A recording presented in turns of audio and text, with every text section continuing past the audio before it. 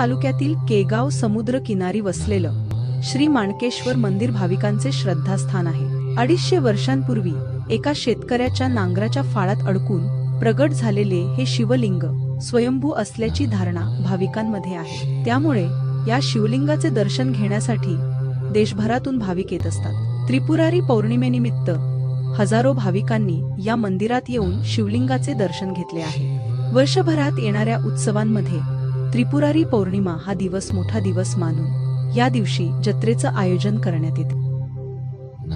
250 वर्षापूर्वी शेती करत असताना शेताच्या नांगराच्या फाळाला लागलेला दगड म्हणून पाहिलं आणि त्या ठिकाणी निघालं एक शिवलिंग आणि तेच हे जे शिवलिंग आज माणकेश्वर म्हणून उरण तालुक्याच्या केगाव बीचवरती स्थापित झालेलं आहे। स्वयंभू शिवलिंग असं या ठिकाणी मानलं जातं आणि भाविक श्रद्धेने या ठिकाणी येतात।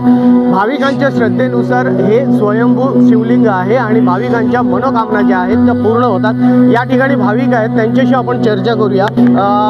काय हे माणकेश्वर शिवलिंग आहे, तुम्ही कशा प्रकारे याच्याकडे बघताय? हे आमच्या गावाचं एक देवस्थान आहे, स्वयंभू आहे आणि त्याच्या इथे मागितलेले वर सगळे आमचे पुरे होतात। 250 वर्षापूर्वीपासूनचं हे मंदिर आहे। इथे महाराष्ट्रात आणि महाराष्ट्राच्या बाहेरील लोक भरपूर गर्दीने येतात आणि देवाला त्याच्याकडे नवस मागण्यासाठी येतात। त्याचे नवस पूर्ण होतील हे सगळ्यांना माहिती आहे, म्हणून त्या श्रद्धेने लोक महाराष्ट्राच्या बाहेरील आणि आमचा अख्खा उरण तालुका इथे ओसांडून येतो। इथे दरवर्षी त्रिपुरा पौर्णिमेच्या निमित्त यात्रा धावतोय। त्या यात्रेला आता सुरुवात झालेली आहे। आता जसं जसं ऊन कमी होत जाईल तसं जशी पब्लिक वाढत जाईल आणि रात्री एवढी गर्दी होतो की इथे पाय ठेवायला सुद्धा जागा नसतो। असं हे स्वयंभू मंदिर आहे। जवळपास 250 वर्ष या मंदिराला झाली। शेतकऱ्याच्या नांगराच्या फाळाला हे शिवलिंग लागलं होतं, म्हणजे जमिनीत असणारे हे शिवलिंग शेतकऱ्याच्या नांगराच्या फाळाला लागून हे बाहेर निघालं होतं। त्यानंतर हे मंदिर स्थापित झालं होतं। काय एकंदरीत कथा माहिती आहे? आता थोडक्यात म्हणजे सांगू तुम्हाला, श्रावण महिन्यात इथे दर सोमवारी जेवण असतो सगळ्यांना प्रसाद म्हणून, सकाळी पण असतो आणि संध्याकाळी पण असतो।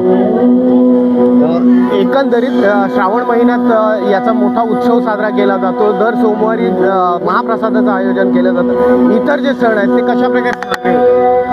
इतर जे सण आहेत ते त्या जसे आपल्या महाकालाचे आपले जसे कार्यक्रम असतात त्याप्रमाणे इथे अख्ख्या लोकांना बॅनर्स लावले जातात आणि त्याप्रमाणे कळवलं जातो या दिवशी हा कार्यक्रम आहे आणि तो कार्यक्रम मोठ्या उत्साहाने साजरा करतो आहे। असे कार्यक्रम वर्षभरात आमच्या इथे चालू असतात। नक्कीच हे जे मंदिर आहे या मंदिराचं जे काही वर्षभराचे सण आहेत तो वर्षभरातले सण साजरे केले जातात। मात्र त्रिपुरारी पौर्णिमाची जी पौर्णिमा आहे त्या पौर्णिमेला मोठी जत्रा या ठिकाणी आयोजन केलं जातं आणि भाविक या ठिकाणी दर्शनाला येतात। आज त्रिपुरारी पौर्णिमा आहे आणि या निमित्ताने भाविकांनी या मंदिरात दर्शनासाठी गर्दी केलेली आपल्याला पाहायला मिळते। नवराज्यासाठी विरेश मोडकरकर, उरण, रायगड।